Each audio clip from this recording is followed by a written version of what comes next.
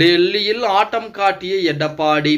நண்பர்களே, அதிமுக தொண்டர்களாக இருந்தீங்க அப்படின்னா மறக்காம நம்ம சேனலை சப்ஸ்கிரைப் பண்ணிக்கங்க. வீடியோ பிடிச்சிருந்துச்சுன்னா லைக் பண்ணிக்கங்க. அதாவது தமிழகத்தை பொறுத்த வரைக்கும் திராவிட கட்சிகளை தாண்டி மற்ற கட்சிகள் ஆட்சி அமைப்பது மிக மிக ஒரு கடினமான விஷயம். இப்ப நடிகர் விஜய் ஆகட்டும், சீமான் ஆகட்டும், ஏன் பாஜக கூட பாத்தீங்கன்னா தன்னிச்சையாக ஆட்சி அமைப்பதற்கு வாய்ப்புகளை என்பது கிடையாது. இருந்த போதிலுமே தற்சமயத்தில் அதிமுக பாஜக கூட்டணி என்பது அமைய போகிறது அப்படிங்கிற செய்திகள் வெளிவந்தாலுமே இன்று வரைக்குமே அதிமுக பாஜக கூட்டணி அமைந்து விட்டது அப்படிங்கிற செய்திகள் இதுவரைக்கும் வெளிவரல. அதாவது அதிகாரப்பூர்வமாக அதிமுகவின் சார்பாகவும் அதிமுக தலைமையின் சார்பாகவும் அறிவிப்பு என்பது கொடுக்கப்படல அப்படின்னு சொல்லி, இப்படிப்பட்ட ஒரு சூழ்நிலையில் எடப்பாடி பழனிசாமி சொல்வதை கேட்க அதாவது மத்தியில் இருக்கக்கூடிய டெல்லி மேலிடம் தயாராகி தான் இருக்கிறது அப்படின்னு. அதாவது தமிழகத்தை பொறுத்த வரைக்கும் மாநில தலைவர் பாஜகவுடைய மாநில தலைவரான அண்ணாமலை இருக்கக்கூடாது அப்படிங்கிற நிபந்தனை விதித்தார் எடப்பாடி. அதை ஏற்று அவருடைய கட்சி, அதாவது மோடியுடைய அன்பால் தன்னுடைய காவல்துறை அதிகாரி அந்த வேலையை விட்டு வந்த